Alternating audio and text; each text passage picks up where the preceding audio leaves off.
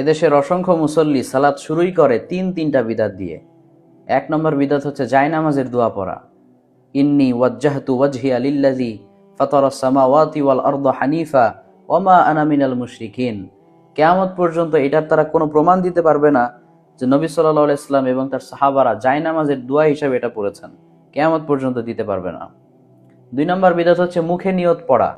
আমরা বারবার বলেছি যে নিয়তটা করা ফরজ, কিন্তু মুখে পড়া বিদআত। মাহাল্লুহাল কলব, এর স্থান হচ্ছে অন্তর। ওয়াত তালাফফুযু বিহা বিদআ, কিন্তু মুখে এটা বলা যাবে না, এটা আল্লাহ বুঝেন, এটা নতুন করে বলার কিছু নাই মুখে। 3 নম্বর বিদআত হচ্ছে জামাতের সাথে সালাত আদায়ের সময় অনেক মুসল্লি আছে তারা বলে ইকতাদাইতু বিহাযাল ইমাম, অর্থাৎ এই ইমামের ইকতাদা আমি করছি, এখন অনুসরণ করছি। এটা মুখে বলা যাবে না, নবী সাল্লাল্লাহু আলাইহি ওয়াসাল্লাম তার সাহাবাদেরকে শেখান নাই। অনেক ইমামও আছে তারা বলে আনা ইমামুন আলাল জামাআ লিমান হাদারা ওয়া লিমান লাম ইয়াহদুর, যারা উপস্থিত হয়েছে, যারা এখনো হয় নাই, সামনে আসবে, আমি সবার ইমামতি করছি। তো এটা কি আল্লাহ জানে না? এবং নবী সাল্লাল্লাহু আলাইহি ওয়াসাল্লাম তো এটা শেখান নাই, তো এটা আমাদেরকে কেন করতে হবে? কোনো জাল হাদিসেও তো এর বর্ণনা নাই, কেন এটা আমরা করব? সালাতটা শুরু করা উচিত ছিল সুন্নাহসম্মত পদ্ধতিতে। আর আমরা একটা না, দুইটা না, তিনটা বিদাত দিয়ে যারা সালাতটা শুরু করছি, কি করে আশা করতে পারি যে এই সালাতটা আল্লাহ কবুল করবেন?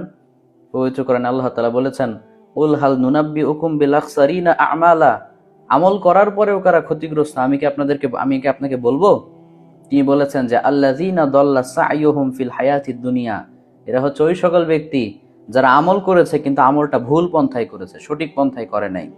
ওহুম ইয়াহসাবুনা আন্নাহুম ইহসিনুনা সুনআ, অথচ তারা মনে করছে যে তারা অনেক ভালো আমল করছে, কিয়ামতে তারা জান্নাত পাবে, কিন্তু আসলে তারা জান্নাত পাবে না। আমিলাতুন নাসিবা তাসলা নারান হামিয়া, আমল করতে করতে ক্লান্ত পরিশ্রান্ত ঘর্মাক্ত হয়ে গিয়েছে, কিন্তু শেষ পর্যন্ত অনেকের ঠিকানা হবে জাহান্নাম। এবার ডিসিশন আপনি নেন, আপনি কি সুন্নাহসম্মত পদ্ধতিতে করবেন না বিদআতি পন্থায় করবেন? একটা ভুল পাসওয়ার্ড দিয়ে একটা ডিভাইসকে আনলক করা যায় না, আপনি ভুল আমল দিয়ে কি করে আল্লাহকে সন্তুষ্ট করার আশা করছেন?